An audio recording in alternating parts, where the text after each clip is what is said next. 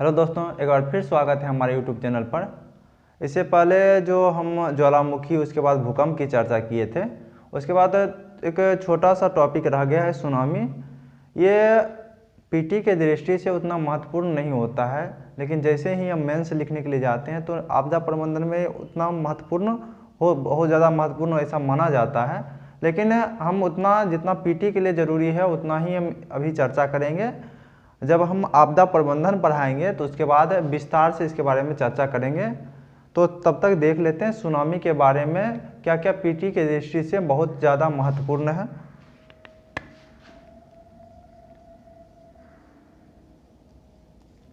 Tsunami, इसको English में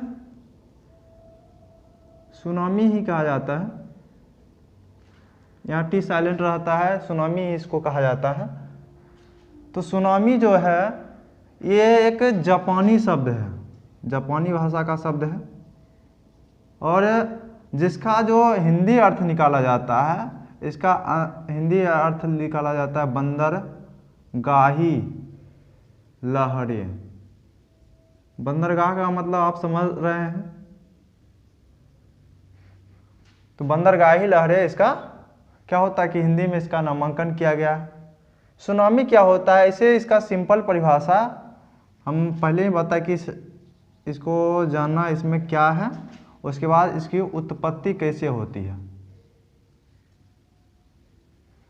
तो सुनामी जो है इसे माना जाए, इसका परिभाषा दिया जाता है कि समुद्र के आंतरिक भाग में जो भूकंप आती है तो वही भूकंप क्या करती है कि वही भूकंप की ऊर्जा क्या करता है कि समुद्री लहरें बन जाती है, और ये लहरों का एक श्रृंखला होता है जो क्या करता है कि तट पे आते आते, जैसे हम समुद्री लहर का एक श्रृंखला बनाते हैं। जैसे ये हो गया समुद्र हो गया, ये समुद्र हो गया। जब क्या होता है कि किसी कारण, आप कौन कौन सा कारण, पहले कारण ही देख लेते हैं। कारण एक तो हो सकता है भूकंप, उसके बाद दूसरा हो सकता है ज्वालामुखी, भ्रंशन हो सकता है,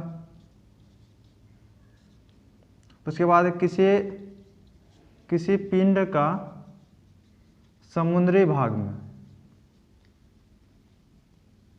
में टकराना। ये सब कारण क्या हो सकता है कि समुद्र में भूकंप की उत्पत्ति का ये कारण हो सकता है। तो भूकंप जैसे ऐसा माना जाता है कि 7 रिक्टर स्केल पर, यानी 7.0 रिक्टर स्केल पर अगर आ जाएगा भूकंप, तब ये क्या करेगा, एक सुनामी का रूप, बड़ा सुनामी का रूप ले सकता है।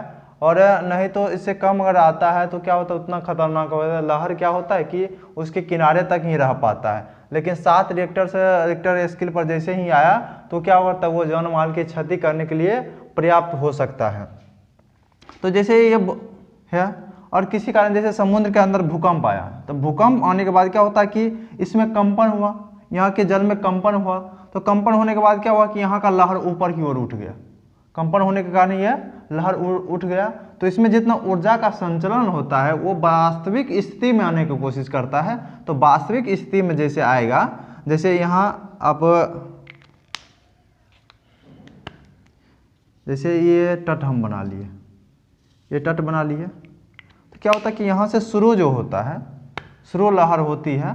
शुरू लहर जब शुरू होती है तो ऐसे ऐसे रहती है, और जैसे जैसे किनारा आते जाता है ऐसे ऐसे इसका लहर का तरंग दैर्घ्य कम होते जाता है। यहाँ तरंग दैर्घ्य के ज़्यादा होता है और ऊंचाई कम होता है।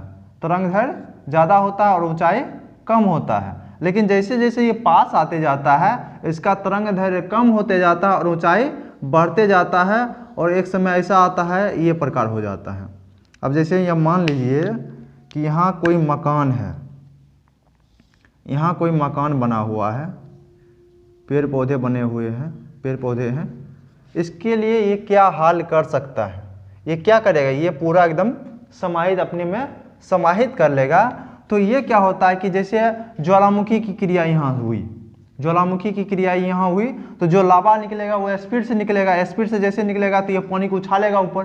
अब पानी के जैसे ही ऊपर को और उछालेगा तो क्या करेगा कि ये पानी वास्तविक स्थिति में आने की कोशिश करेगा। जैसे आप क्या करेंगे कि वही क्या कर सकते हैं कि एक छोटा सा मतलब कि बर्तन ले सकते हैं, उसमें एक छोटा सा ढेला मतलब कि नीचे से अगर थोड़ा सा अभी नीचे से अगर प्रभाव कर देंगे, अगर मान लें कि गमला पतला है और नीचे से थोड़ा सा उंगली से थोड़ा इशारा कर देंगे तो क्या उसमें एक तरंग उत्पत्ति हो जाती है। उसी प्रकार क्या होता है कि यहाँ से उसको उचकाया गया, ऊपर की ओर उचकाया गया तो क्या हुआ कि इसमें भी तरंग की स्थिति बन सकती है। और तरंग की स्थिति जैसे ही बनेगी तो पहले तो इसका तरंग दैर्ध्य कम होगा, लेकिन जैसे जैसे तट के पास आते जाएगा वैसे वैसे इसका तरंग दैर्ध्य कम होते जाएगा और ऊंचाई बढ़ती जाएगी। और जैसे ही बढ़ती जाएगी तो किनारे में जितना भी होगा उसको क्या करेगा, अपने अंदर में समाहित कर लेगा। एक ही बार समाहित नहीं करता है, इसका जितना भी लहर आएगा इसको समाहित करते रहेगा, जाते रहेगा, यानी एक लहर की श्रृंखला आती रहती है। एक ही लहर आती है तो उतना नुकसान नहीं होता, लेकिन एक लहर की श्रृंखला आती है जिसके कारण बहुत ज़्यादा नुकसान उठाना पड़ता है।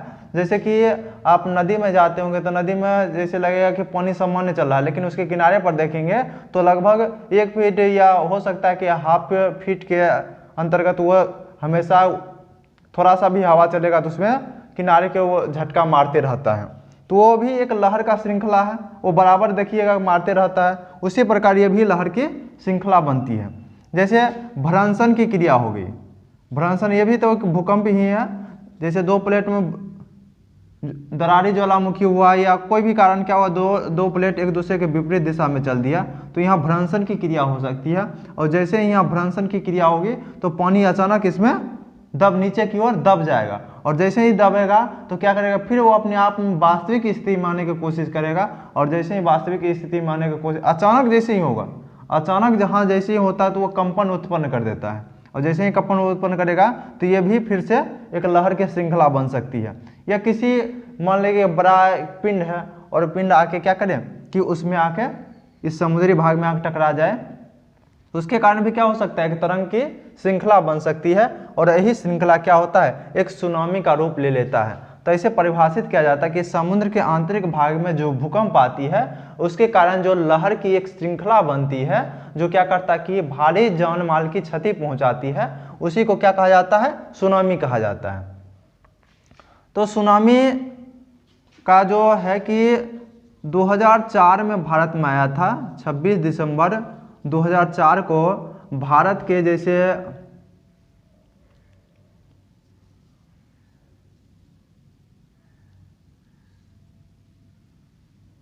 ये वाला जो तट है, यहाँ जो तमिलनाडु राज्य है, तमिलनाडु राज्य में खास करके, उसके बाद यहाँ श्रीलंका है, इधर आया था, ये सुमात्रा द्वीप के पास आया था। यहाँ पर भूकंप जो आया था वो 8.9 रिक्टर स्केल पर आया था भूकंप। और उसी भूकंप के कारण लगभग इसके पास सुमात्रा द्वीप के पास आया था भूकंप, और इसी कारण एक सुनामी की लहर उत्पन्न हुई थी भूकंप के कारण ही। जो क्या क्या था कि 2004 में इतना ज़्यादा जान माल की क्षति हुई थी जो पिछले 40 वर्ष में अभी तक नहीं हुआ था वैसा क्षति। और क्षति का एक महत्वपूर्ण कारण यही था कि अज्ञानता, लोगों की अज्ञानता, यानी लोगों को सुनामी के बारे में पहले से मालूम नहीं था कि सुनामी आने वाला है। और इस द्वीप आप जानते हैं कि यहाँ सिंगापुर है, और सिंगापुर में बहुत सारे विदेशी यात्री जाते रहते हैं, क्योंकि ये एक रास्ता है, जलडमरू मध्य बनता है, इससे होकर चीन भी जाया जाता है, जापान भी जाया जाता है, यानी एक व्यापारिक मार्ग है सिंगापुर के माध्यम से। एक सुमात्रा द्वीप, आप आधुनिक इतिहास पढ़े होंगे तो सुमात्रा द्वीप का नाम जरूर सुने होंगे, क्योंकि ये भी सुमात्रा द्वीप को अपनाने के लिए भी बहुत सारे कंपनी लगी हुई थी, और डच कंपनी के अंतर्गत वो भी कंपनी आया था, ये द्वीप आ गया था। तो जो जिसका अभी भी जैसे सिंगापुर है, सिंगापुर अपना एक देश घोषित कर लिया है, तो ये क्या, उसके कमाई का कारण एकमात्र यही है कि ये रास्ता है। तो इस रास्ता से भी होकर बहुत सारे व्यक्ति, मतलब कि बहुत सारे विदेशी पर्यटक भी थे जिससे जो क्या कि मौत के आगोश में समा गए। तो इतना ज़्यादा लगभग बताया गया कि 2.5 लाख लगभग व्यक्ति मारे गए उस तूफान में। तो इसका एक ही कारण था कि ये लोगों की अज्ञानता, यानी लोगों को पहले मालूम नहीं था कि सुनामी आने वाली है। तो 2004 में आया था, इसमें भारत में भी लगभग 15-20 हज़ार व्यक्ति मारे गए थे तमिलनाडु से। आधिकारिक रिपोर्ट के अनुसार लगभग कहा कि 10,000, यानी बहुत सारे व्यक्ति लापता भी हो गए थे। और लगभग ऐसा माना गया कि बहुत सारे व्यक्ति यहाँ से विस्थापित होना पड़ा। समुद्री तूफान यानी सुनामी के डर से यहाँ से विस्थापित होके दूसरे राज्य में उनको जाना पड़ा। उनको इतना डर लग गया कि दूसरे राज्य में ये विस्थापित करके होके चले गए। तो ये था सुनामी का प्रभाव। उसके बाद 2011 में आया था, जापान में आया था, और जापान में यानी प्रशांत महासागर में आया था, जिसमें जापान को बहुत ज़्यादा क्षति पहुंचाई थी। ये आया था हिंद महासागर में, और ये आया था प्रशांत महासागर में आया था 2011 में भूकंप, और जिसके कारण जापान में भी भारी नुकसान पहुंचाया गया, लेकिन भारत इतना नुकसान नहीं पहुंचाया गया। आप ऐसा कह सकते कि जापान एक ऐसा देश है कि जहां भूकंप, ज्वालामुखी, सुनामी सब चीज़ का बराबर प्रकोप रहता है। उसके बाद भी यहाँ के व्यक्ति खुश हैं। उसके बाद विकसित भी है, ये देश विकसित भी है। क्यों विकसित है इसका अनुमान आप लगा सकते हैं। इसका 15% भाग भी अगर भारत को अगर ऐसा मिल जाता, मतलब कि इतना जैसे ज्वालामुखी हो गया, भूकंप हो गया, उसके बाद सुनामी हो गया, इसका 15% दुख भी यहाँ भारत को मिल जाता तो भारत का क्या हाल होता, क्या हश्र हो सकता है भारत का, इसके बारे में आप सोच सकते हैं। इसके बाद भी अब जापान के नागरिक को ऐसा माना जाता है कि वहाँ के व्यक्ति सबसे ज़्यादा उम्र का हो सकता है, यानी सबसे ज़्यादा दिन जीवित जो रहता है वो जापान का व्यक्ति जीवित रहता है। इसके अनुसार अनुमान लगा सकते हैं कि व्यक्ति कितना मेहनती है वहाँ का। तो ये था सुनामी। सुनामी में एक और है कि समुद्र के अंदर आने वाली तूफान की जानकारी के लिए, जैसे कि भारत में हैदराबाद में सुनामी चेतावनी केंद्र स्थापित की गई है। सुनामी चेतावनी केंद्र हैदराबाद में स्थापित किया गया है, ताकि क्या किया जाए कि ये संचार के माध्यम से पूरे देश को सूचना देगा, या समुद्र के किनारे वाला जितना भी भाग है उसको सूचना देगा कि सुनामी आने वाली है। क्योंकि सुनामी का पता पहले से ही लगाया जा सकता है, यानी जैसे ही गहरे समुद्र में ये आएगा, जैसे ही भूकंप आएगा या कोई भी कारण से ऐसा हुआ तो एक लहर की श्रृंखला बनना शुरू हो जाता है, जिसको सैटेलाइट के माध्यम से देखा जा सकता है। और जैसे ही देखेगा तो क्या होगा, ये आसानी से किनारे वाले व्यक्ति को पहले ही बता दिया जाएगा कि सुनामी आने वाली है, और आसानी से वहाँ के व्यक्ति विस्थापित होकर अलग हो जाएंगे, ताकि जान माल की क्षति कम से कम हो सके। उसके बाद एक और है डार्ट, इसको कहा जाता है deep ocean assessment and reporting of tsunami. T आप पहले ही बताया कि सुनामी में टी शब्द का प्रयोग पहले किया जाता है, यहाँ साइलेंट रहता है टी। तो इसकी स्थापना के पूरे देश मिलकर किया गया है। ये बताता है कि गहरे महासागर में किस प्रकार, मतलब कि कब सुनामी आने वाली है, और इसी का एक अंग जो है इसको कहा जाता है सुनामीटर। सुनामीटर जो है ये भूकंप यानी समुद्र के अंदर आने वाली भूकंपीय तीव्रता को मापता है। समुद्र के अंदर आने वाली भूकंपीय तीव्रता को मापता है सुनामीटर, और यही बताता है कि सुनामी कितने वेग से आने वाली है। और इसके आधार पर क्या किया जाता है कि उसके बाद एक साथ में एक और रिपोर्टिंग सिस्टम लगाया जाता है। रिपोर्टिंग सिस्टम क्या करता है, कम्युनिकेशन एंड रिपोर्टिंग सिस्टम जो होता है वो क्या करता है कि रिपोर्टिंग करता है जितना भी किनारे वाला देश है, यानी खास करके वो देश जो मतलब कि जिसका समुद्र के किनारे किनारे ज़्यादा भाग पड़ता है, और साथ में जिसका भी समुद्र के किनारे उस समुद्र में पड़ता है, जो भी महासागर हो उसके किनारे जो भी पड़ता होगा उसको रिपोर्टिंग किया जाता है, ताकि आप आसानी से अपने जान माल की क्षति कम से कम कर सके। इसका रिपोर्टिंग भी डार्ट के द्वारा किया जाता है। तो ये था मूल रूप से सुनामी का भाग था, और हम आपदा प्रबंधन जब पढ़ेंगे तब इसके बारे में और भी विस्तार से जानेंगे। तब तक के लिए ये था, मतलब कि आप ऐसा कह सकते हैं कि ये पीटी के लिए इतना महत्वपूर्ण हो सकता है, और इसमें कथन कारण के रूप में ऐसा पूछा जा सकता है। सुनामी के बारे में कथन कारण के रूप में भी प्रायः पूछा ही जाता है।